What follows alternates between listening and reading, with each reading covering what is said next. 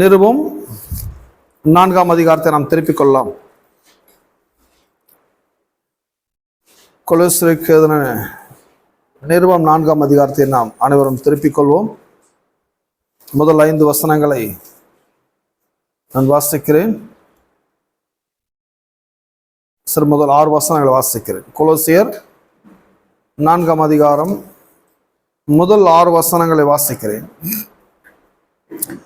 எஜமான்களே, உங்களுக்கும் பரலோகத்தில் எஜமான் இருக்கிறார் என்று அறிந்து வேலைக்காரருக்கு நீதியும்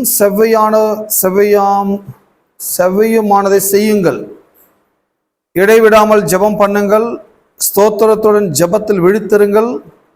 கிறிஸ்துனுடைய ரகசியத்தின் நிமித்தம் கட்டப்பட்டிருக்கிற நான் அந்த ரகசியத்தை குறித்து பேச வேண்டிய பிரகாரமாய் பேசி அதை வெளிப்படுத்துவதற்கு திருவசனம் செல்லுபடியான வாசலை தேவன் திறந்தருளும்படி எங்களுக்காகவும் வேண்டிக் கொள்ளுங்கள். புறம்பே இருக்கிறவர்களுக்கு முன்பாக ஞானமாய் நடந்து காலத்தை பிரயோஜனப்படுத்திக் கொள்ளுங்கள். அவனவனுக்கு இன்னென்னபடி உத்தரவு சொல்ல வேண்டும் என்று நீங்கள் அறியும்படிக்கு உங்கள் வசனம் எப்பொழுதும் கிருபை பொருந்தினதாயும் உப்பால் சாரமேற்றினதாயும் இருப்பதாக. கடந்த பல வாரங்களாக, இன்னும் சொல்லப்போனால் பல மாசங்களாகவே நாம் இந்த கொலோசியர் நிருபத்தை நாம் வசனம் பை வசனமா நாம ரொம்ப பொறுமையா படிச்சு வரோம், டீல் பண்ணிட்டு வரோம். இப்ப இந்த புக்கோடைய கடைசி பகுதிக்கு நாம வந்து விட்டோம். இந்த புக்கோடைய ஆரம்பத்தோட முடிவு ரொம்ப முக்கியம். ஏன்னா ஆரம்பத்தை எவ்வளவு கவனிச்சோமோ அதோட முடிவு ரொம்ப அதிகமா கவனிக்க வேண்டியது நல்லது. ஏன்னு சொன்னா இந்த முடிவு தான் எல்லாவற்றையுடைய சாராம்சமா இருக்குது. அந்த எண்டிங், இந்த புக்கோட கன்க்ளூஷன், ஒரு திரைப்படத்தினுடைய கிளைமேக்ஸ் எவ்வளவு முக்கியமோ ஒரு புக்குடைய ஃபைனல் பேஜ் கூட அவ்வளவு முக்கியம். ஆகவே இந்த வசனம் பை வசனமா படிப்பதற்கு பெரும்பாலும் சபைகளில் அவங்களுக்கு நேரம் இல்லையோ இல்லை அதை பற்றி பெரிய அக்கறை இல்லையோ எனக்கு தெரியல. ஆனால் நான் நம்புகிறேன், கோயிலுன்னு சொன்னால் ஜனங்க வந்து எதுக்கு வராங்கன்னா பைபிள் வசனத்தை படிக்க தான் வராங்க. வேற எதுக்கும் அவங்க வர்றது கிடையாது. இதை ஒழுங்காக அவங்க போதிச்சுட்டா போதும், வேற எதையும் கோயில் செய்ய வேண்டிய அவசியம் இருக்காது நான் நினைக்கிறேன். இதுதான் தேவை. வசனங்கள் மக்கள் அறிய வேண்டியது ரொம்ப முக்கியம். இந்த புக்குடைய கடைசி பகுதிக்கு, கொலோசியர் 4ஆம் அதிகாரத்தோட கடைசி பகுதிக்கு நாம் வந்துட்டோம். முன்னால் என்ன படிச்சோன்றத கொஞ்சம் ரிவைஸ் பண்ணி பார்க்க போறோம். இந்த புக்கு மொத்தமே 4 அதிகாரங்கள், ரொம்ப பவர்ஃபுல் சாப்டர்ஸ். 4 அதிகாரங்கள். 4 அதிகாரத்துல முதல்ல என்ன படிச்சோம் அப்படி சொன்னா, முதல் 2 அதிகாரங்கள் ஒரு பகுதியும் மற்ற 2 அதிகாரங்கள் மற்றொரு பகுதியுமா இருக்கிறது. முதல் 2 அதிகாரங்கள் எதை பற்றியது? ஃபர்ஸ்ட் அண்ட் செகண்ட் சாப்டர், முதல் 2 அதிகாரங்கள் எதை பற்றியது என்று சொன்னால், கிறிஸ்துவனுடைய சிலுவையின் மரணம். இந்த கிறிஸ்துவ சிலுவையின் மரணத்தின் மூலமாய் மனு வர்க்கத்துக்கு ஏற்பட்டிருக்கின்ற மீட்பு, ரட்சிப்பு, கடவுள் மனுஷனை நேசித்த அன்பு, மனிதன் மேல் காண்பித்த கருணை, கிருபை, மனிதன் பாவியா இருக்கிறான், பாவியாகிய மனிதனுக்காக தேவன் வானத்தை விட்டு பூமிக்கு இறங்கி வந்தார், மனு வர்க்கத்தின் பாவத்தை சுமந்தார், மனு வர்க்கத்துக்கு மிகப்பெரிய மீட்பையும் ரட்சிப்பையும் அவர் ஏற்படுத்தி இருக்கிறார். ஸோ ஃபர்ஸ்ட் 2 சாப்டர்ஸ் வந்து நீ ஒழுங்கா இருக்கணும், நீ நல்லா இருக்கணும், இப்படி இருக்கணும், அப்படி இருக்கணும் சொல்லி முதல் 2 அதிகாரங்கள் மனிதனுடைய கேரக்டர்ஸை பற்றியோ மனிதனுடைய நடவடிக்கைகளை பற்றியோ மனிதனை பற்றியோ பேசாமல் முதல் 2 அதிகாரங்கள் முழுக்க முழுக்க கிறிஸ்துவோட மீட்பு எப்படிப்பட்டது, கடவுள் எப்படி மனுஷனை நேசித்தார், மனுஷனுடைய பாவம் எப்பேற்பட்டது, இந்த பாவத்துக்கு கடவுளுடைய கிரயம், கடவுளுடைய கருணை, கடவுளுடைய கிருபை, இதெல்லாம் 2 அதிகாரங்கள் டீடைல்டா அவர் பேசிட்டு கடைசியா 3-4 அதிகாரங்கள் வரும்போது, சோ இந்த லாஸ்ட் 2 அதிகாரம் எதை பற்றினா நாம் என்ன செய்ய வேண்டும் அல்லது நம்முடைய பகுதி என்ன, நாம் எப்படி வாழ வேண்டும், நம்முடைய போர்ஷன் என்ன, நம்மை பற்றியது என்ன என்பது 2 அதிகாரங்கள். இந்த லாஸ்ட் 2 அதிகாரங்கள் Christian life and characters and behaviour, கிறிஸ்துவனுடைய வாழ்க்கையும் அவருடைய நடைமுறையையும் இந்த 3-4 ஆகிய அதிகாரங்கள் விவரிக்கிறது. ஸோ கிறிஸ்டியன்ஸை பற்றி, வேற நான் கிறிஸ்டியன்ஸை பற்றியது அல்ல, கிறிஸ்தவ அல்லாதவர்களை பற்றியதும் அல்ல. 3-4 யாருக்காகனா வெறும் கிறிஸ்டியன்ஸ் பீப்புள் தான். அப்போ அவங்களுக்காக பேசப்படுகிற போதனைகள். ஏன்னா பைபிள்ல பல நேரங்கள்ல சில போதனைகள் கிறிஸ்தவன் அல்லாதவனுக்கும் அது செல்லுபடியாகும், கிறிஸ்தவனுக்கும் அது செல்லுபடியாகும். ஃபர்ஸ்ட் 2 சாப்டர்ஸ் அகில உலகத்துக்கும் சம்பந்தப்பட்டது. முதல் 2 அதிகாரங்கள் கடவுளுடைய கருணை, கிருபை, தயவு, மீட்பு, ரட்சிப்பு, இதெல்லாமே அகில உலகத்துக்கும், முழு உலகத்துக்கும் கடவுள் தேவை, முழு உலகத்துக்கும் மீட்பு தேவை, முழு உலகத்துக்கும் ரட்சிப்பு தேவை. சோ அது முழு உலகத்தை பற்றியது. ஆனா லாஸ்ட் 2 அதிகாரங்கள் முழு உலகத்துக்கானதல்ல, மீட்கப்பட்டவர்களுக்கு, ரட்சிக்கப்பட்டவர்களுக்கு, தெரிந்து கொள்ளப்பட்டவர்களுக்கு, கடவுளுடைய பிள்ளைகளுக்காக எழுதப்படுகிற ஸ்பெஷல் சாப்டர்ஸ் தான் last 3rd and 4th chapter. 3-4 அதிகாரங்கள் சபையாருக்கு, எல்லாம் சபையாருக்கு அல்லது உங்களுக்கு, எனக்கு, மீட்கப்பட்டவர்களுக்கு. எதை மாதிரி மீட்கப்பட்டிருக்கிறீங்க? மற்றவங்க கை காணமே, டவுட்டா? மீட்கப்பட்டிருக்கீங்களா? மீட்கப்பட்டு எழுதப்படுகிற ஒரு சாப்டர்ஸ் 4 அதிகாரங்கள். சோ இந்த லாஸ்ட் வீக் நம்ம என்ன படிச்சுன்னு சொன்னா, 3ஆம் அதிகாரத்துல என்ன படிச்சு சொன்னா, கணவன் மனைவி, பிள்ளைகள் பெற்றோர்கள், பிறகு எஜமான்கள் servants, master and servants, children and parents, husband and wife, இப்படி வரிசையா படிச்சோம் அல்லவா? சோ இவங்க போர்ஷன் பற்றி நிறைய படிக்கும் போது அவங்க என்ன சொல்றாங்க, லாஸ்ட் வீக் படிக்கும் போது, கணவர்களே உங்கள் மனைவிகளிடத்தில் நீங்க என்ன பண்ணுங்க, அன்பு கூறுங்கள் அப்படி சொல்றாங்க. சோ இந்தியாவில் தப்பா புரிஞ்சு வச்சிட்டாங்க. அன்பு கூறுங்கள்னா மனைவிக்கு நம்ம ஏதாச்சும் பரிசு பொருள் வாங்கி கொடுத்தோ, இல்ல புடவையோ, இல்ல ஏதாச்சும் இனிப்போ ஏதாவது வாங்கி கொடுத்தோ அன்பு கூறுகிறோம் என்பதை காட்டலாம் நினைக்கிறாங்க. சோ அது ராங். அது உலகம் அதை ஏற்றுக்கொள்ளாது, எந்த மனைவியும் ஏற்றுக்கொள்ளாது. மனைவிகள் ஏற்றுக்கொள்வது என்னன்னா, கணவனுடைய உண்மையான அன்பை தான் அவர்கள் எதிர்பார்க்கிறார்கள். சோ கிறிஸ்டியன் மேரேஜ் எங்க ஃபெயிலியர் ஆகுது? சோ உலகத்திலேயே மேரேஜ் லைஃப் ஃபெயிலியர் ஆவறதுக்கான ரீசன் காசு இல்ல, வேலை இல்ல, வீடு இல்ல, அது இல்லைங்கிறது பிரச்சனையே இல்லை அவங்களுக்கு. மேரேஜ் லைஃப் ஃபெயிலியர் ஆவறதுக்கான மெயின் ரீசன் அங்க ஒருவர் நேசிக்கிற அன்பு குறைவாங்க. சோ லவ் எப்போ அங்க குறைகிறதோ அங்க பிரச்சனைகள், போராட்டங்கள் எல்லாமே வெடிக்க ஆரம்பிக்கும். எதுவுமே நம்புறீங்க? சோ ஒரு ஃபேமிலிக்கு எது முக்கியம் அப்படின்னா அன்புதான் முக்கியம். ஈபி காரை கரண்ட் கொடுக்கணும்னா வீட்டுக்கு கிச்சன் வேணும்ன்றான், கிச்சன் தான் கரண்ட் கொடுப்பான்றான், அவனுக்கு அதான் முக்கியம். ஆனா ஃபேமிலி சக்சஸ்ஃபுல்லா இருக்கணும், குடும்ப வாழ்க்கை வெற்றிகரமான வாழ்க்கையா இருக்கணும் அப்படின்னா அங்க லவ், எல்லாம் அன்பு, அந்த அன்பு ரொம்ப முக்கியம். இது அன்பு கடவுள் சொல்ற உங்கள் மனைவிகளிடத்தில் அன்பு கூறுங்கள் அப்படின்றாரு. சோ அன்புடைய டெபினிஷன் சொன்ன, மீனிங் சொன்ன. அன்புனா என்னன்னா, நீங்க பேசுற இனிமையான வார்த்தைகள் கிடையாது அன்பு. நிறைய நேரங்கள்ல ஏமாத்துறதுக்குன்னே நம்ம பேசுவோம் இனிமையான வார்த்தைகள். சோ அவங்க நினைக்கிற இப்படி பேசினா நம்ம அன்பு அவங்க புரிஞ்சுப்பாங்க. கிடையாது. இனிமையான வார்த்தைகளால் நம்முடைய அன்பை வெளிப்படுத்த முடியாது. பட் அன்புல அது ஒரு போர்ஷன் இருக்குது. பரிசு பொருட்களாலும் நம்ம அன்பை, நான் உங்கள் மேல் ரொம்ப அன்பா இருக்கிறன்றதை வெளிப்படுத்தவும் முடியாது. பட் அன்புல அதுவும் ஒரு போர்ஷன்.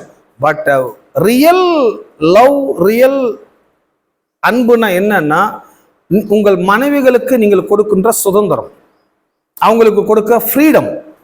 ஏன்னா திருமணத்துக்கு முன்பு அவங்க பெற்றோர் வீட்டில் எவ்வளவோ சுதந்திரமா இருந்திருப்பாங்க, எவ்வளவு ஃப்ரீடமா இருந்திருப்பாங்க. நிறைய பெண்கள் ஏன் கல்யாணம் வேணாம் அப்படின்னு தள்ளி போறாங்கன்னா, அவங்களுக்கு தெரியும் கல்யாணம் ஆனா இந்த ஃப்ரீடம் நமக்கு. ஹலோ, இந்த டவுட் வரவங்களுக்கு, திருமணமான எந்த மாதிரி லைஃப்ல, எந்த மாதிரி ஃபேமிலியில போய் மாட்டுவானோ, எப்படி இருப்பானோ, இந்த சுதந்திரம்லாம் அப்ப இருக்குமா இருக்காதா? அதனாலதான் அவங்க என்ன பண்றாங்க தெரியுமா, பிஃபோர் மேரேஜ் எவ்வளவு ஃப்ரீடமா இருக்கணும் இருந்துடுறாங்க, ஆஃப்டர் மேரேஜ் அரெஸ்ட் ஆயிடுறாங்க. பட் அது திருமண வாழ்க்கை அது சக்சஸ் ஆக்காது. சோ திருமண வாழ்க்கையில உங்கள் மனைவிகளுக்கு நீங்கள் அன்பு கூறுங்கள்னா, அவங்களுக்கு கொடுக்க வேண்டிய சுதந்திரத்தை முதலாவது ரிலீஸ் பண்ணுங்க. சுதந்திரத்தை தடுக்காதீங்க, அவங்களுக்கு ஃப்ரீடம் கொடுங்க. நீங்கள் எவ்வளவு ஃப்ரீடம் கொடுக்கிறீங்களோ அவ்வளவாய் உங்கள் மனைவிகளை நீங்கள் அன்பு கூறுகிறீர்கள். இது எத்தனை பேர் ஏற்றுக்கொள்றீங்க?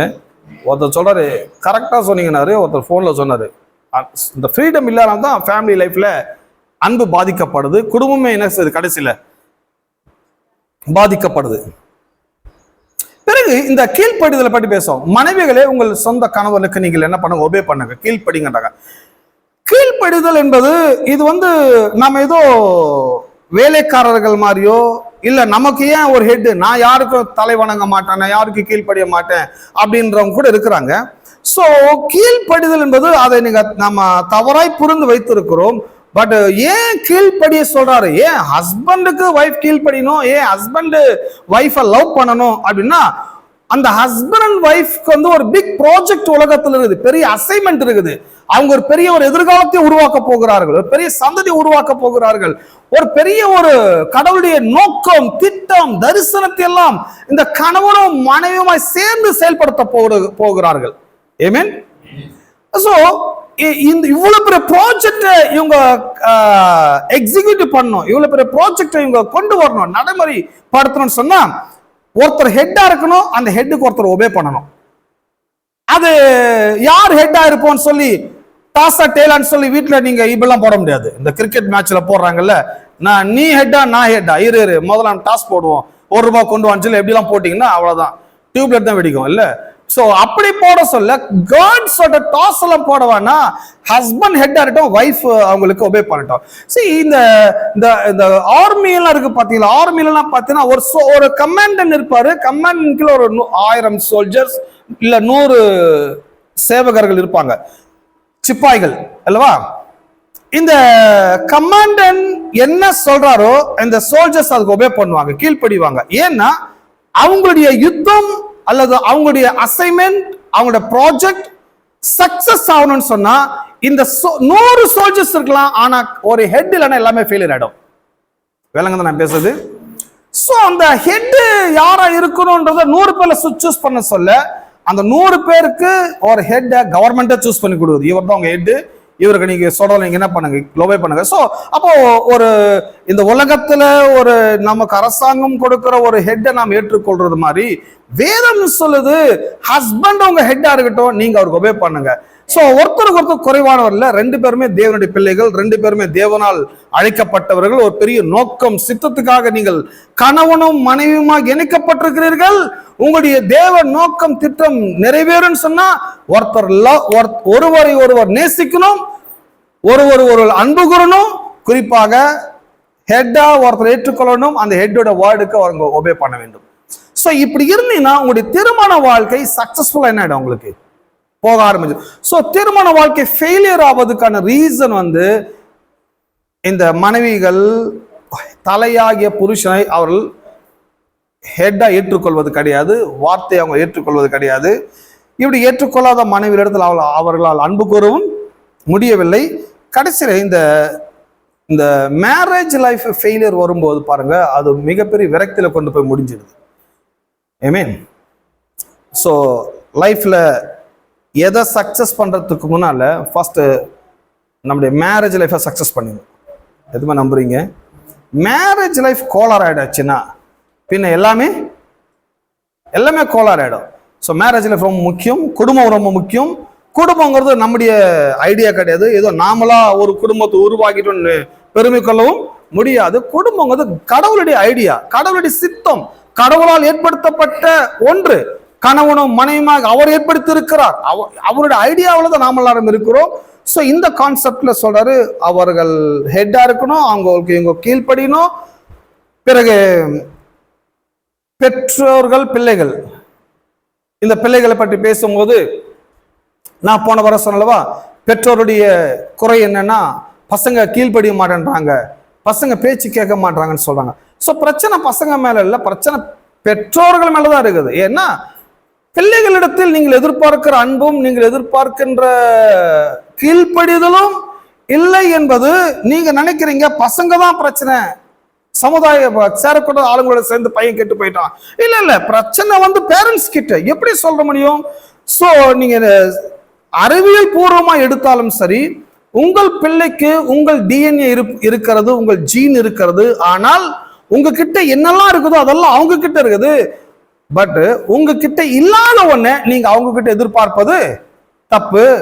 ஏன்னா அவங்க கிட்ட எது இல்லை, உங்க டிஎன்ஏ செக் பண்ணா ஜீன் எல்லாம் எவ்ரிதிங் ஓகே, பட் கேரக்டர், அந்த லவ், அந்த கீழ்ப்படிதல் அது இல்லைன்னா உங்ககிட்ட இல்ல, ஆகவே உங்க பிள்ளைகளுக்கும். ஹலோ, உங்ககிட்ட இருந்தா கண்டிப்பா அவங்க டிரான்ஸ்பர் ஆயிருக்கும். சோ பேரண்ட்ஸ் யார்னா சோர்ஸ் ஆஃப் சில்ட்ரன்ஸ். பெற்றோர்கள் யார்? பிள்ளைகளின் ஆதாரம். உங்ககிட்ட இருந்தா எல்லாமே அவங்களுக்கு டிரான்ஸ்பர் ஆகுது. எல்லா அன்பு, எல்லா கீழ்ப்படுதல், எல்லா வகையான பராமரிப்பு, இன்னும் சொல்ல போனா உங்களுடைய எல்லா விதமான தயவு எல்லாம் உங்கள் மூலமா தான் அவளுக்கு டிரான்ஸ்பர் ஆகுத ஒழிய பிள்ளைகளுக்கு வேற எங்கேயும் வரவே வராது. ஸோ நிறைய பாஸ்டர்ஸ் என்ன பண்றாங்க, பசங்களுக்காக ஜெபம் பண்றாங்க. என்னெல்லாம் கேட்டீங்கன்னா பேரண்ட்ஸ் அனுப்புங்கன்னுவேன், பசங்களை வீட்டுக்கு போங்க, பேரண்ட்ஸ் மட்டும் உட்காருங்கன்னுவேன். பிரச்சனை பசங்க பிரச்சனை பசங்களே கிடையாது. பேரண்ட்ஸ் கிட்ட அந்த லவ் இல்லை, அந்த அந்த ஒபே பண்ற குணலட்சணம் இல்லை, அவங்களுக்குள்ள விசுவாசம் இல்லை, அவங்களுக்குள்ள தேவனை பற்றி அறிவில்லை, அவங்க தேவனை சரியா புரிந்து கொள்ளவில்லை. இவர்கள் மட்டும் சரியா இருந்திருப்பால், ஆனால் பிள்ளைகளும் சரியாக்கப்பட்டிருப்பார்கள். ஓகே, அது பார்த்தோம். பிறகு என்ன பார்த்தோம்னா சர்வன்ட்ஸ் அண்ட் மாஸ்டர்ஸ், எஜமான்கள் மற்றும் வேலைக்காரர்கள், அவங்களை பற்றி எல்லாம் பார்த்தோம். இதெல்லாமே லாஸ்ட் வீக் பார்த்துட்டு இப்போ இந்த புக்குடைய கடைசி போர்ஷனுக்கு நாம் வந்துட்டோம். மொத்தம் 18 வசனங்கள் இந்த புக்கில் இருக்குது. இந்த 4ஆம் அதிகாரத்தில் இந்த புக்குடைய எண்டிங் ரொம்ப முக்கியம். ஏன்னா எப்பவுமே எது ரொம்ப விறுவிறுப்பா போகும்னு சொன்னா ஒரு திரைப்படத்துடைய கிளைமேக்ஸ் தான் ரொம்ப விறுவிறுப்பா போகும். ஆரம்பம் கொஞ்சம் அப்படி இப்படி போக தான் செய்யும், படம் கொஞ்சம் போர் அடிக்கிற மாதிரி தான் இருக்கும். ஆனா கிளைமேக்ஸ் மட்டும் ரொம்ப கவனமா இருப்பாங்க ப்ரொடியூசர், டைரக்டர்ஸ் எல்லாம். ஏன்னா அது நல்ல காரை ஓட்டணும், இடிக்கணும், பாம்பை போடணும், டம்மு டிம்னு உடைச்சு சத்தத்தை போட்டு என்னென்ன அமங்கலம் பண்ணி இப்படி எல்லாம் பண்ணாதான் அந்த படத்தோட கிளைமேக்ஸே ரொம்ப நல்லா இருக்குதுன்ற மாதிரி ஒரு அபிப்பிராயத்தால பணத்தை பிகினிங்கோட கிளைமேக்ஸ் பணத்தை கொட்டுவானுங்க. ஏன்னா அவங்களுக்கு தெரியும் அந்த ஆடியன்ஸை ஃபைனலா அவங்க சாட்டிஸ்ஃபை ஆயிடணும் இந்த படத்துக்கு வந்துட்டு. ஸோ சப்புன்னு முடிச்சிடக்கூடாது. கடத்திட்டு போனா பிடிக்கிட்டோம், ஓட்ட வண்டியை உருட்டுங்க, பிரிட்ஜ் மேல உருட்டுங்க, மேலது கீழே விழுங்க, உடைங்க, எரியுங்க, எதையா பண்ணுங்க. இந்த விறுவிறுப்பு தான் பாருங்க அந்த படத்தோடைய ருசியை கூட்ட ஆரம்பிக்குது. ஸோ அந்த மாதிரி தான் பாருங்க இந்த புக்கோட எண்டிங் இந்த கிளைமேக்ஸுக்கு நம்ம வந்துட்டோம் அல்லவா. இந்த புக்கோட எண்டிங் என்ன சொல்ல வராங்கன்னா ரொம்ப எக்ஸ்ட்ரீம் லெவல்ல பவுல் இதை கொண்டு போறாரு. எப்படி கொண்டு போறாருன்னா ரொம்ப இந்த 4ஆம் அதிகாரம் ஃபர்ஸ்ட் 6-7 வசனத்தை படிச்சோம் அல்லவா, 6 வசனத்தை படிச்சோம். 4ஆம் அதிகாரத்துடைய ஹெட்டிங் என்னன்னா an encouragement for prayer. பிரார்த்தனை பண்ணுகிறவர்கள் பிரார்த்தனைக்காக என்கரேஜ்மெண்ட் சொன்னா உற்சாகப்படுத்துவது, ஜெபத்தை உற்சாகப்படுத்துகிறார், அல்லது ஜெபிக்கிறவர்களையும் அவர் என்ன செய்கிறார், உற்சாகப்படுத்துகிறார். சோ கிளைமேக்ஸ்ல அவர் அப்படிதான் ஆரம்பிக்கிறார் இந்த புக்கோட 4ஆம் அதிகாரம். 4ஆம் அதிகாரத்துல என்ன சொல்றாங்க, conclusion, Paul's final instructions and greetings. கடைசியாக பவுலுடைய சில இன்ஸ்ட்ரக்ஷன்ஸ், சில சொற்களும் மற்றும் வாழ்த்துதல்களும், வாழ்த்துதலோடு இந்த புக்கை அவர் கம்ப்ளீட் பண்றாங்க. சரி, இந்த புக்கை எப்படி அவங்க இந்த 4ஆம் அதிகாரத்தை ஆரம்பிக்கிறாங்க அப்படி பார்ப்போம். அவர் ஆரம்பிக்கும் போது என்ன சொல்றாரு, எஜமான்களே உங்களுக்கும் பரலோகத்தில் எஜமான்கள் இருக்கிறார் என்று அறிந்து வேலைக்காரருக்கு நீதியும் செவ்வையானுமானதை செய்யுங்கள். சோ ஓனர்ஸுக்கு பேசுறாரு, மாஸ்டர்ஸ்க்கு பேசுறாரு. மாஸ்டர்ஸ், எஜமான்களே நீங்க நினைக்க கூடாது கம்பெனி எஜமானரை பத்தி பேசுறாங்க இல்ல ஓனரை பத்தி பேசுறான்னு சொன்னோம். எஜமான்கள் சொன்னா உங்க வீட்டுக்கு எஜமானுக்கு ஒருத்தர் இருக்கலாம், உங்களுடைய சமுதாயத்தில் எஜமான்கள் இருக்கலாம், உங்களுடைய கம்பெனி எஜமான இருக்கலாம். சோ யாரா இருக்கட்டும், ஓனர்ஸா இருக்கிறவங்க உங்களுக்கு கீழே ஒர்க்கர்ஸை நீங்க டீல் பண்ண விதம் ரொம்ப கிளியரா ஹேண்டில் பண்ணுங்க, ரொம்ப அன்போட நடத்துங்க, கனிவோட நடத்துங்க, கருணையோட நடத்துங்க. உங்களுக்கு கீழே இருக்கிற ஆட்களை நீங்கள் கசப்போட வெறுப்போட அவங்களை நடத்தாதீர்கள். ஏனென்றால் நீங்கள் எஜமான்கள், நீங்கள் மாஸ்டர், உங்களுக்கு மேல ஒரு மாஸ்டர் இருக்கிறாரு. அதை கொஞ்சம் நினைச்சு பாருங்க. ஆமென். சம்டைம் என்ன ஆயிடுச்சுன்னா கடவுளுடைய பிளெஸிங்ஸ் நம்ம மேல வரலாம். கிறிஸ்தவர்கள் நல்ல ஒரு நிலைமையில இருக்காங்க. இது இப்ப நான் படிக்கிற 4ஆம் அதிகாரம் நீங்கள் புரிந்து கொள்ள வேண்டும், கிறிஸ்தவல் அல்லாதவர்களுக்கு கிடையாது. இது வெறும் கிறிஸ்தவர்களுக்கு. தேவனை அறியாதவர்களுக்கு கிடையாது, வெறும் தேவனை அறிந்தவர்களுக்கு. மீட்கப்படாதவளை பற்றியதல்ல, வெறும் மீட்கப்பட்டவர்களுக்கு சொல்லப்படுகின்ற போதனை தான் 4ஆம் அதிகாரம். அங்க காட் சொல்றாரு, அந்த பவுல் எழுதும்போது, எஜமான்கள் உங்களுடைய வேலைக்காரரை நீங்க ரொம்ப கனிவா நடத்துங்க, கனிவா நடத்துங்க. இது எதை பற்றியது அப்படி சொன்னா, இந்த சமுதாயத்துல, இந்த உலகத்துல மனிதர்களை நீங்கள் நடத்துகிற விதம் மிகவும் முக்கியமானது. மனிதர்களை நீங்கள் அணுகுகிற விதமும் மிகவும் முக்கியமானது. உங்களுடைய வே ஆஃப் அப்ரோச்மெண்ட் ரொம்ப முக்கியமானது. ரொம்ப கனிவோட, கருணையோட, கரிசனையோட, அன்போட உலகத்தை நீங்கள் ஹேண்டில் பண்ணுங்க, உலகத்தை நீங்க நடத்துங்க. நீங்க நினைக்கலாம், நான் என்ன மாஸ்டரா? சம்டைம் நீங்க உலகத்துல நீங்க ஒருத்தருக்கு ஹெல்ப் பண்ற நபரா கூட நீங்க இருக்கலாம். அவங்களுக்கு நீங்க தான் மாஸ்டர், உங்களுக்கு கீழே இருக்கலாம். ஏதோ ஒரு விதத்துல நீங்கள் சமுதாயத்துல ஒரு முக்கியமான நபரா இருக்கும்போது, இந்த சமுதாயத்தில் கடவுள் உங்களை தெரிந்து கொண்டிருக்கிறார், அழைத்திருக்கிறார், ரட்சிப்பை கொடுத்திருக்கிறார். இந்த உலகம் தேவனை அறிவதற்கு முன்பதாக முதல்ல உங்களை தான் பார்க்கறாங்க. ஆமென். இப்ப உலகத்துல என்ன மாதிரி செய்யுங்க தெரியுமா? கிறிஸ்டியன்ஸ்னாலேயே ஒரு நல்ல அபிப்பிராயமே இல்லாம போயிடுச்சு. கிறிஸ்தவர்களுக்கு என்ன இல்லைன்னா அபிப்பிராயமே கிடையாது. கிறிஸ்டியன்ஸ் எல்லாம் நான் நம்ப மாட்டேங்க, அவங்களாம் ரொம்ப மோசமானவங்க, இப்படி பேர் எடுத்து வச்சிருக்கிறாங்க. இது யார் கொடுத்தது? பிசாசு கொடுத்ததானா? பிசாசெல்லாம் அவ்வளவு பேர் கொடுக்க வேண்டிய அவசியம் இல்லை. இவங்களே போதும் கிறிஸ்தவ பேரை கெடுக்கிறதுக்கு. கிறிஸ்தவத்துக்கு, கிறிஸ்டியானிட்டிக்கு ஒரு அவப்பெயரை கிரியேட் பண்றாங்க. வெளியே சவுண்ட் வந்து கிறிஸ்தவத்துக்கு கிறிஸ்தவர்களே அவப்பெயரை உருவாக்குகிறார்கள். சமுதாயத்தை இன்னைக்கு கிறிஸ்தவத்துக்கு நல்ல பெயர் இருக்குதான்னு கேட்டீங்கன்னா நிச்சயமா சொல்ல முடியும், அவங்களுக்கு அந்த அளவுக்கு நல்ல பேரு கிடையாது. நான் ஒரு கிறிஸ்தவன் சொன்னா அவங்க மனதார ஏற்றுக்கொள்வதும் கிடையாது. நம்மளை ஏற்றுக்கொள்ளாதவர்கள் நம்முடைய வார்த்தைகளையும் அவர் என்ன செய்ய முடியாது, ஏற்றுக்கொள்ள முடியாது. ஏன் சமுதாயத்துல நீங்க ரொம்ப கனிவோடு இருக்கணும், அன்போடு இருக்கணும். சமுதாயம் உங்களை அக்செப்ட் பண்ணணும். உங்களை அக்செப்ட் பண்ணாதான் நீங்கள் சொல்லுகிற தேவனையும் அவங்க என்ன பண்ணுவாங்க. அல்டிமேட் கோல் கடவுளுடைய பிள்ளைகள் நீங்கள், கடவுளுடைய சுவிசேஷத்தினுடைய ரெஸ்பான்சிபிலிட்டிஸ் உங்ககிட்ட இருக்கு.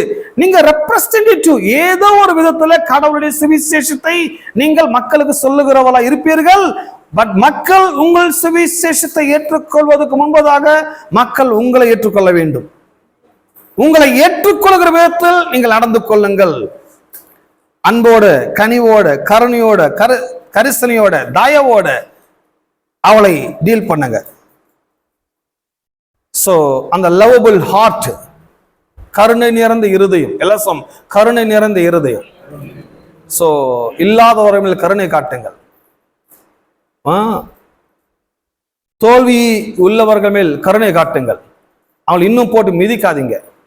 கடவுள் உனக்கு கரெக்டான பாடம் கொடுத்தாரு, கடவுள் இருக்கிறாரு, அவன் தோல்வி அடைஞ்சதுனால கடவுள் இருக்கிறான் நீங்க நம்புறது தப்பு.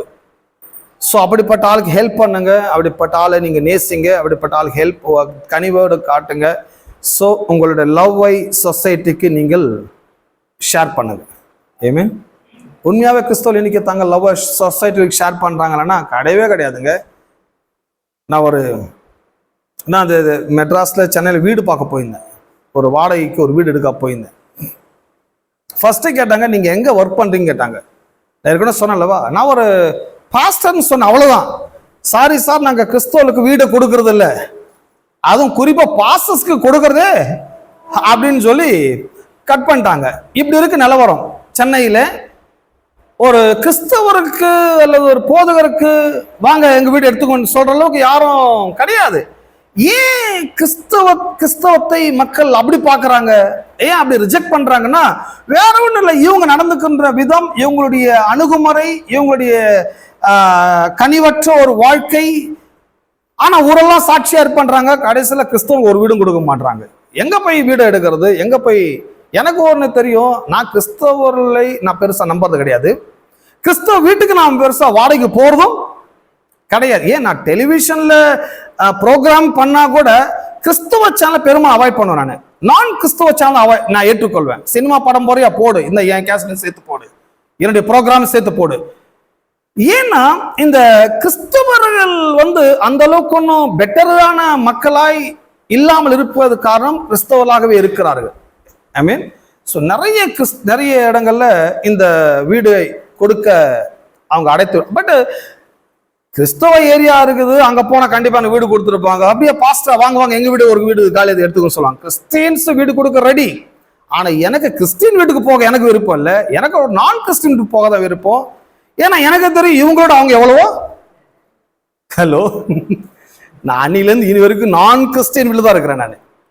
நான் 20 வருஷம் வாடகை வீட்டில் இருக்கிறேன். ஒரு நாள் கிறிஸ்தவ வீட்டை நான் சூஸ் பண்ணதே கிடையாது.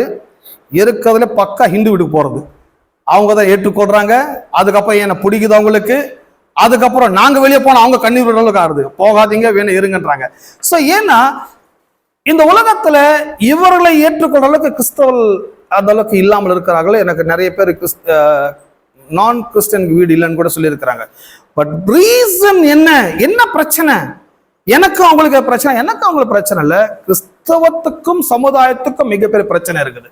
கிறிஸ்தவத்துக்கும் சமுதாயத்துக்கு என்ன பிரச்சனைனா, கிறிஸ்து நல்லா இருக்கிறாரு, பட் கிறிஸ்தவர்கள் கிறிஸ்துவை பிரகடனப்படுத்துற விதத்திலேயோ அல்லது கிறிஸ்துவை போல் அன்பை காட்டுகிற விதத்திலேயோ இந்த சமுதாயத்துல அவர்கள் நடந்து கொள்கிற விதத்துல அவருடைய அன்பு, கனிவு, தயவு இதெல்லாம் ஷேர் பண்ணுவதில் ஒரு பெரிய மிஸ்டேக்ஸ் இருக்குது. கிறிஸ்தவர்கள் அன்பை பேசுகிறார்கள், பட் அன்பை ஷேர் பண்ண மாட்டாங்க. கருணை பேசுவார்கள், கருணையை ஷேர் பண்ண மாட்டாங்க. சோ இந்த உலகத்துல ஏதோ ஒரு பிரச்சனை இருக்குது. இது கிறிஸ்தவர்களுக்கும் கிறிஸ்தவ அல்லாதவருக்கும். பட் பைபிள் சொல்லுது எஜமான்களே. சோ எஜமான்கள்னா யாரும் இல்ல, கிறிஸ்தவர்களை பார்த்தது. எத்தனை நம்புறீங்க? சோ நாம தான் இந்த உலகத்தை, நாம ஒரு ஓனர்ஸ். எத்தனை நம்புறீங்க? இந்த உலகத்துக்கே ஓனர் நாம தான். நான் சுவிசேஷம் சொல்லாமல் உலகம் ரட்சிக்கப்பட போவது. அப்ப இந்த உலகத்துக்கு ஓனர் யாரு? we are all owners. நம்ம எல்லாருமே பிரதிநிதிகள்.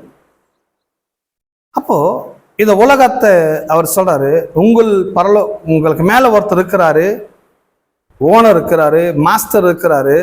ஆகவே இந்த ஃபர்ஸ்ட் சுவிசேஷம் சொல்றதுக்கு முன்னால இந்த உலகத்துல உங்களுடைய அன்பை தெரியப்படுத்துங்க, உங்களுடைய சமுதாயத்தோட நல்ல ஒரு கனெக்ஷன் ஏற்படுத்துங்க, ரிலேஷன்ஷிப் ஏற்படுத்துங்க, தொடர்பையும் உறவையும் தொடர்பையும் உறவையும் ஏற்படுத்துங்க, நீதியும் செவ்வையான செய்யுங்கள்.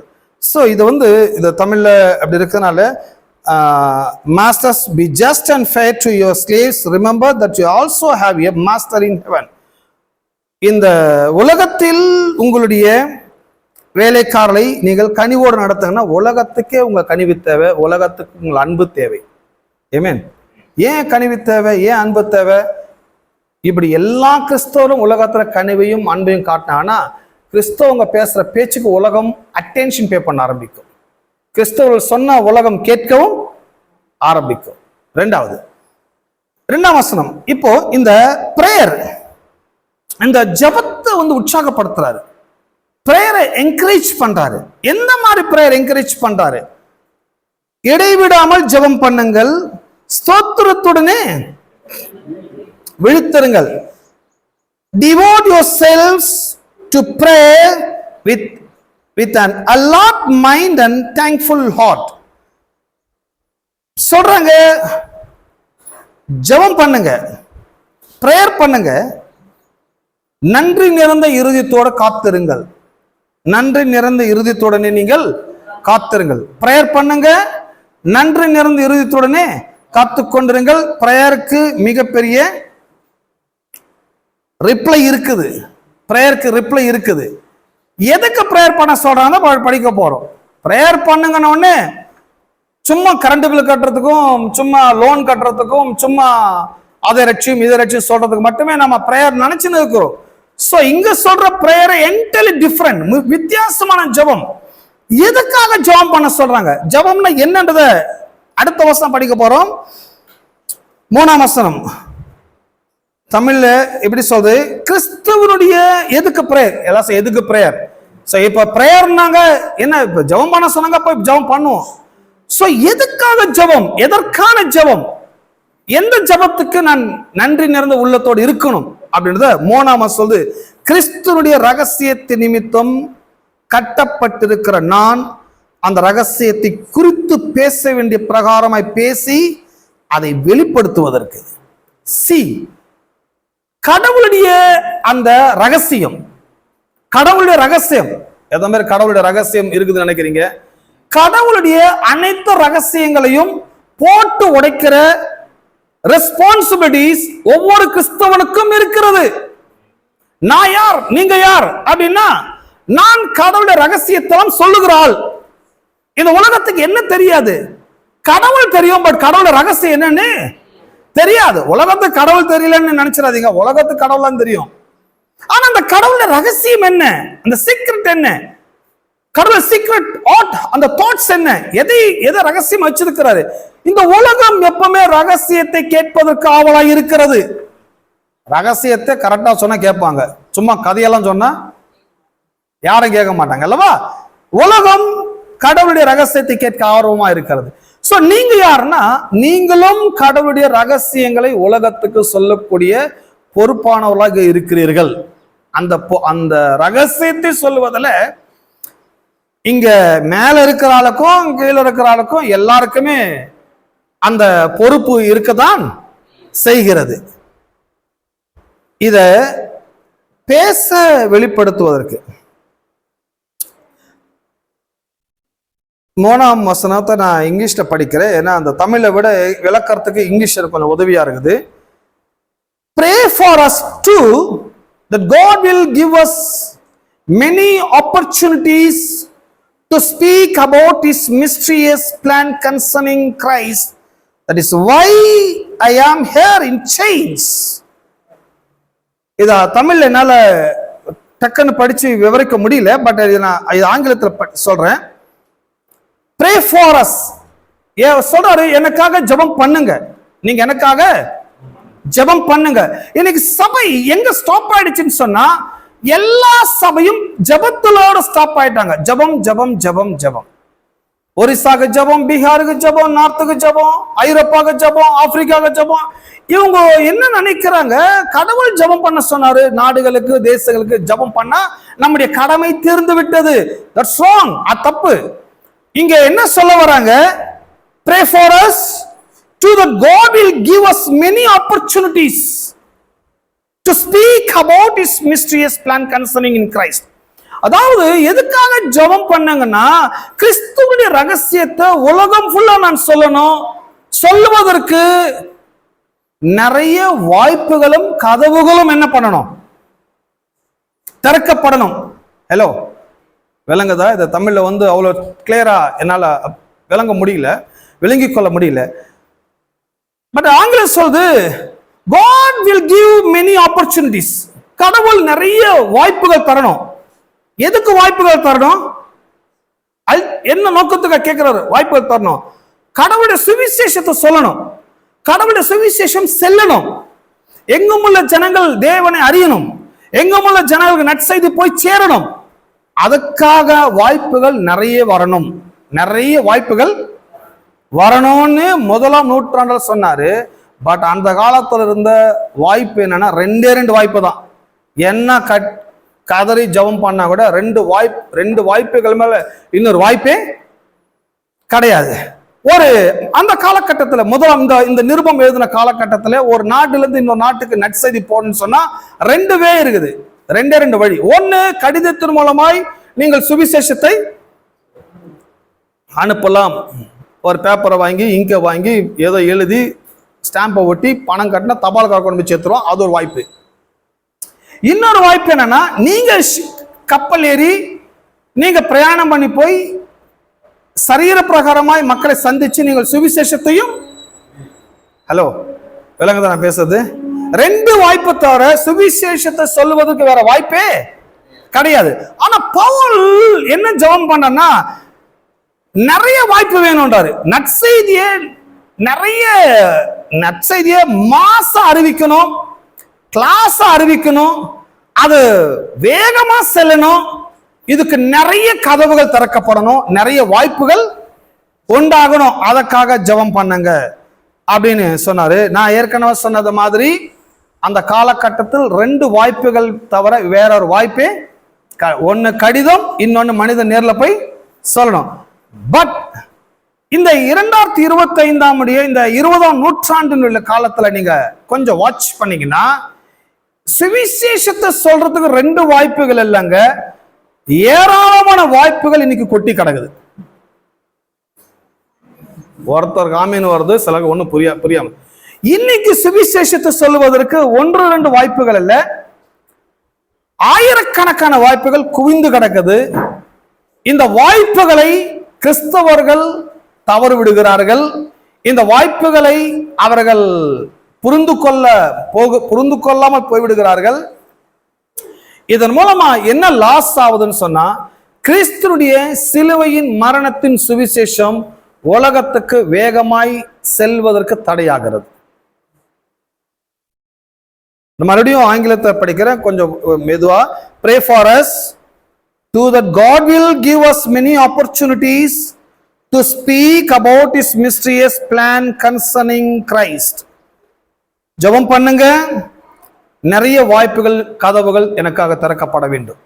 எல்லாம் வாய்ப்புகள், கதவுகள் திறக்கப்படணும். அதுக்காக ஜெபம் பண்ணுங்க. சுவிசேஷத்தை சொல்வதற்கு, கடவுளுடைய ரகசியத்தை அறிவிப்பதற்கு. எத்தனை பேர் நம்புறீங்க இன்னைக்கு நிறைய வாய்ப்புகள் இருக்குதுன்னு? எனக்கு நிறைய வாய்ப்புகள் இருக்குது, ஏராளமான கதவுகள் இருக்கிறது. ஆனா இவ்வளவு வாய்ப்புகள் இருந்தாலும், இவ்வளவு கதவுகள் திறக்கப்பட்டிருந்தாலும், உண்மையாகவே இன்னைக்கு இந்த வாய்ப்புகள், இந்த கதவுகள் வழியாக கிறிஸ்துவின் சுவிசேஷம் வேகமா செல்லுதா அப்படின்னு கேட்டீங்கன்னா கிடையவே கிடையாது. இந்த வாய்ப்புகளையும் இந்த கதவுகளையும் உலகத்துடைய காரியங்கள் வேகமாய் செல்லுதே தவிர ட்ரூ காஸ்பல் செல்வது கிடையாது. சுவிசேஷம் சொல்றதெல்லாம் சுவிசேஷம் ஆயிடாது. ஆனா கடவுளுடைய அந்த உண்மையான நற்செய்தி இன்னைக்கு உலகத்துக்கு செல்லுதானா? செல்ல முடியல. ஏன் போகலன்னு சொன்னா, கிறிஸ்தவர்கள் இந்த வாய்ப்புகளை அவர்கள் தவறு விடுகிறார்கள். என்னென்ன வாய்ப்பு இன்னைக்கு இருக்குது? அன்னைக்கு நான் சொன்னேன், 1ஆம் நூற்றாண்டு 2 வாய்ப்புகள், ஒன்னு கடிதம், இன்னொன்னு மனிதன் நேரடியாக போய் சொல்லணும். இதுதான், இது தவிர வேற வாய்ப்பே கிடையாது. எப்படி அன்னைக்கு டெலிகாஸ்ட் கிடையாது, அன்னைக்கு சேட்டலைட் கிடையாது, அன்னைக்கு நெட்வொர்க் கிடையாது, ஒரு வாய்ப்பும் கிடையாது. போனா நேர்ல போ, இல்லைன்னா லெட்டர் போடு. ஆனா இன்னைக்கு நேர்லயும் போக தேவையில்லை, லெட்டரும் போட தேவையில்லை. அதை விட அல்டிமேட்டான ஆப்பர்ச்சுனிட்டிஸ் இன்னைக்கு இருக்குது சுவிசேஷத்தை அனுப்புவதற்கு. என்னென்ன ஆப்பர்ச்சுனிட்டிஸ்? சேட்டலைட் முதற்கொண்டு, இன்டர்நெட் முதற்கொண்டு, நல்ல அற்புதமான கேமரா முதற்கொண்டு, அற்புதமான அப்டேட் சாஃப்ட்வேர் முதற்கொண்டு, நிறைய இந்த டிஜிட்டல் ரீதியாக உலகம் வேற லெவல் அப்டேட் ஆயிருக்குது. இந்த டிஜிட்டல் இவ்வளவு வேகமாய் அப்டேட் ஆயிருக்கிறதெல்லாம் யார் அதை, அந்த வாய்ப்புகளை யார் அதிகமாக யூஸ் பண்றாங்கன்னா, சினிமா, விளையாட்டு, அரசியல், உலகம், இவங்கெல்லாம் அந்த டிபார்ட்மெண்ட் ஆக்குபை பண்ணிட்டாங்க. சினிமாக்காரன் எடுத்தீங்கன்னா ஒரு படத்துக்கு 1000 கோடி கூட செலவு பண்ண ரெடியா இருக்கிறாங்க. இருக்கிறதுல பெஸ்ட் கேமரா, இருக்கிறதுல பெஸ்ட் டைரக்டர், இருக்கிறதுல பெஸ்ட் மியூசிக், எல்லாம் பெஸ்ட்னு போட்டு 1000 கோடி அவன் செலவு பண்றான். ஜஸ்ட் ஒரு 100 நாள் 50 நாள் ஓடுற படத்துக்கு ஜஸ்ட் ஒரு மணியை ஏர்ன் பண்றதுக்காக. விளையாட்டு, அவங்க நல்ல கேமரா, நல்ல டெலிகாஸ்ட், அவங்க அற்புதமா யூஸ் பண்றாங்க. அரசியல், உலகம். பட் இதெல்லாம் இவங்களுக்காக தான் இந்த டெக்னாலஜி டெவலப் ஆகுதா? இவங்களுக்காக இந்த வாய்ப்புல வருதுன்னா இவங்களுக்காக கிடையாதுங்க. இதெல்லாம் சுவிசேஷம் போறதுக்காக. ஹலோ, நல்ல கேமரா மூலமா ஷூட் பண்ணணும், நல்ல டெலிகாஸ்ட் பண்ணணும், அது உலகம் எங்கும் செல்லணும். எல்லா கிராமங்கள், நகரங்கள், எல்லா வகையான தேசங்கள், எல்லா பட்டணங்கள், எல்லா மனிதனுக்கும் கிறிஸ்துவின் நற்செய்தி செல்லணும்னு சொன்னா அதுக்கு கிறிஸ்தவர்கள் ஜபம் பண்ணினா மட்டும் போதாது. ஜபத்தோடு கூட இந்த வாய்ப்புகளை அவர்கள் உபயோகப்படுத்திக் கொள்ள வேண்டும். இந்த வாய்ப்புகளை அவர்கள் உபயோகப்படுத்தணும். இப்போ நல்ல ஒரு பிரைம் லொகேஷன்ல, ஒரு இன்னைக்கு பாருங்க, ஒரு பிரைம் லொகேஷன்ல நல்ல ஒரு மெயின் லொகேஷன் ஒரு சர்ச் பில்டு பண்ணோம். வெறும் இந்த காட்டுல உட்கார்ந்து ஜபம் பண்ண நாம தான் வருவோம். தேவதூதர் வருவாங்க, எனக்கு தெரியும். தேவதூதர் இங்க இருக்கிறாங்க, ஒவ்வொரு வாரமா தேவதூதர்கள் நான் பேச ரகசியத்தை கேட்டு ஆச்சரியப்பட்டு போறாங்க. நீங்கெல்லாம் கேட்குறீங்க. சோ இதுதான் நம்முடைய அல்டிமேட் கோலா? கடைசி வரைக்கும் இயேசுநாதர் வர வரைக்கும் இந்த காட்டுக்குள்ளதான் நம்ம இருக்க போறோமானா கிடையாது. நம்முடைய அல்டிமேட் கோல் என்ன? உலகத்துக்கு இந்த சுவிசேஷத்தை சென்றடைய வேண்டும். பிரைம் லொகேஷனுக்கு போகணும்னா பல கோடி ரூபாய் செலவு பண்ணணும், பல கோடி ரூபாய் போட்டு நிலத்தை வாங்கணும், பல கோடி ரூபாய் போட்டு கட்டடத்தை கட்டணும். அப்போ சுவிசேஷம் வெறும் பேச்சில் இல்லைங்க, சுவிசேஷம் வெறும் ஜபத்துல இல்லைங்க, சுவிசேஷம் வெறும் நம்ம வடிக்கிற கண்ணீர்ல கிடையாதுங்க. சுவிசேஷம் பணத்தோடும் கனெக்ட் ஆக்கப்பட்டுள்ளது. ஹலோ, சுவிசேஷம் எதோட கனெக்ட் ஆக்கப்பட்டுள்ளது? பணத்தோடும் கனெக்ட். நல்ல சுவிசேஷம் இருக்குது, நிறைய வாய்ப்பு இருக்குது, நல்ல எல்லா வகையான டெக்னாலஜி இருக்குது.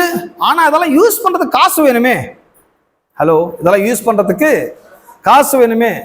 கிறிஸ்தவர்கள் அதை ஏராளமா கொடுக்கிற அளவுக்கு அவங்க கிட்ட இருக்குதா? முதல்ல ஏராளமா கொடுக்கிற அளவுக்கு அவங்க தாராளமா இருக்கிறாங்களா அப்படின்னு கேட்டீங்கன்னா, கிறிஸ்தவர்கள் கிட்ட ஒருவேளை பணம் இருந்தாலும் அந்த அளவுக்கு கொடுக்கக்கூடிய அளவுக்கு ஞானம் அவங்ககிட்ட இல்லாம இருக்கலாம். எதுக்கு இவ்வளோ அப்படின்ற ஒரு எண்ணங்கள் இருக்கலாம். ஏதோ ஒரு விதத்துல சுவிசேஷத்தை கிளாசிக்கலா, ரொம்ப ரேண்டமா, ரொம்ப அற்புதகரமா ஒரு ப்ரோக்ராம ப்ரொடக்ஷன் பண்ணி அனுப்ப முடியாது. காரணம், நல்ல சுவிசேஷத்தை சொல்லுகிற இடத்துல பெரும்பாலும் அவங்ககிட்ட என்ன கிடையாது? பணம் கிடையாது. அப்போ பவுல் வெறும் ஜபத்தை தான் கேட்கிறாரு நம்ம கிட்ட. ப்ரே ஃபார் அஸ்ன்றார் அல்வா? ப்ரே ஃபார் அஸ்னா வெறும் ப்ரேயர் பண்ணா போதுன்றாரா? ஹலோ, பிரேயர் பண்ணா போதும்னா அந்த வாய்ப்புகளை பற்றி அவர் பேச வேண்டிய அவசியமே? ஹலோ, ஜபம் பண்ணுங்க அப்படின்னா ஜபம் பண்ணுங்க, அது போதும்னா முடிஞ்சது. ஆனா அதோட முடிக்கலையே. ஜபம் பண்ணுங்க, pray for us so that God will give us many opportunities. கடவுள் நிறைய வாய்ப்புகள் தரணும். இன்னைக்கு அமெரிக்காவுக்கு நாம சுவிசேஷத்தை அனுப்ப முடியும், நெதர்லாந்துக்கு சுவிசேஷத்தை அனுப்ப முடியும், சுவிட்சர்லாந்துக்கு அனுப்ப முடியும். தேவனை அறியாத கிராமங்கள், தேசங்கள், பட்டணங்கள் எந்த இடத்துக்கும் அனுப்ப முடியும். ஈவன் காசிக்கே அனுப்பலாம் சுவிசேஷத்தை. ஹலோ, காசிக்கே அங்க இருக்கிற சாமியாருக்கு அனுப்பலாம் சுவிசேஷத்தை. அங்க இருக்கிற சாமியார்லாம் நல்ல வீடியோ தான் பாக்குறாங்க. அவங்கெல்லாம் குவாலிட்டியான வீடியோ இருந்தா, குவாலிட்டியான ஒரு எடிட்டிங் இருந்தா, குவாலிட்டியா அவங்க டெலிகாஸ்ட் பண்ணியிருந்தா எந்த சாமியார் ஈர்க்கப்படுவாங்க. ஐ மீன் பீகாருக்கு அனுப்ப முடியும். பட் நம்ம ஆளுங்க என்ன பண்ணிட்டாங்க? இல்ல நான் பீகார்ல போய் ரத்த சாட்சியை சாவ போறேன், அங்க போய் சாவுறாங்க. எப்போ? அப்போ வாய்ப்பு இல்லை, போய் ரத்த சாட்சியை செத்தாங்க. இப்ப நிறைய வாய்ப்பு இருக்குது. நீ அங்க போய் சாகாம இங்க உட்கார்ந்து பிரசங்கம் பண்ணா ஓ சுவிசேஷத்தை கேட்டு சாகரவர் ரட்சிக்கப்படுவான், மனம் திரும்ப ஆக்கப்படுவான். ஆமென். சோ இன்னைக்கு ரொம்ப ஹார்டா ஒர்க் பண்ண தேவையில்லை. இன்னைக்கு நிறைய வாய்ப்புகள், நிறைய வசதிகள், நிறைய டெக்னாலஜி எல்லாம் டெவலப் ஆயிருக்கு. இது எல்லாம் நீங்கள் சுவிசேஷத்தின் பணிக்காக உபயோகப்படுத்துவதற்காக ஜபம் பண்ணுங்க. ஜபம் பண்ணுங்கன்னா வெறும் ஜபத்தோட விட்டுறாதீங்க. இதெல்லாம் எக்ஸிக்யூட் பண்றதுக்கு போதுமான பணம் ஆகுமே, கோடிக்கணக்கான ரூபாய் ஆகுமே. இந்த கோடிக்கணக்கான ரூபாயை நான் ஏற்கனவே சொன்ன 4ஆம் அதிகாரம் கிறிஸ்தவ அல்லாதவர்கள்ல யாருக்கு? இது கிறிஸ்தவர்களுக்கு, பிலிவர்ஸ்க்கு. அப்போ தேவனுடைய ஜனங்களிடத்தில் இந்த சுவிசேஷத்துக்கு இவ்வளவு கோடிகள் ஆகுன்றது சொல்லுவதில் எனக்கு எந்த வெக்கமும் கிடையாது. ஹலோ, ஆனா தேவனை அல்லாதவங்கிட்ட போய் சொல்றது நான் வெக்கப்படணும். தேவனை அறியாதவங்கிட்ட போய் நீ காசு கொடு சுவிசேஷம் சொல்ல போறனா உங்க ஆண்டோட்ட போய் கேளுன்னு அவன் விளங்க தானே பேசுறது. அதுதான் நான் சொன்னேன். 4ஆம் அதிகாரம் தேவனை அறியாதவனுக்கு அல்ல, அது யாருக்கானது? தேவனை அறிந்தவளுக்கு. தேவனை அறிந்தவள்கிட்ட இந்த ப்ராஜெக்ட் இருக்குது, இவ்வளவு பெரிய சுவிசேஷம் இருக்குது, கடவுள ரகசியம் இருக்குது. இந்த ரகசியத்தை உலகம் தெரிந்து கொள்ளாமல் இருக்கிறது. இந்த உலகத்தில் இந்த ரகசியத்தை அறிவிப்பதற்கு மில்லியன் கணக்கா பணம் தேவை. சும்மா நாம கொடுக்குற 500 1000 வச்சு 2000 50,000 வச்சு இந்த சுவிசேஷத்தை இந்த கிராமத்துக்கே அனுப்ப முடியாது நம்மளால. ஹலோ, மில்லியன் கணக்கா, ட்ரில்லியன் கணக்கா. ஹலோ, என்னங்க மில்லியன் ட்ரில்லியன் எங்கெல்லாம் எங்கெங்க போறது? இது எங்க பணத்தை கொண்டு வாங்கன்னு சொல்ல முதல் அந்த விஷனை புரிஞ்சுக்கோங்க. இந்த விஷன் இருக்குது, அந்த ரெஸ்பான்சிபிலிட்டிஸ் இருக்குது. வெறும் கண்ணீர் விட்டா, ஏசப்பா நான் கண்ணீரோட ஜபிக்கிறேன் இந்த நாடு ரட்சிக்கப்படணும், உங்க கண்ணீரை வச்சு ஒரு ஈ காக்கா கூட என்ன பண்ண முடியாது.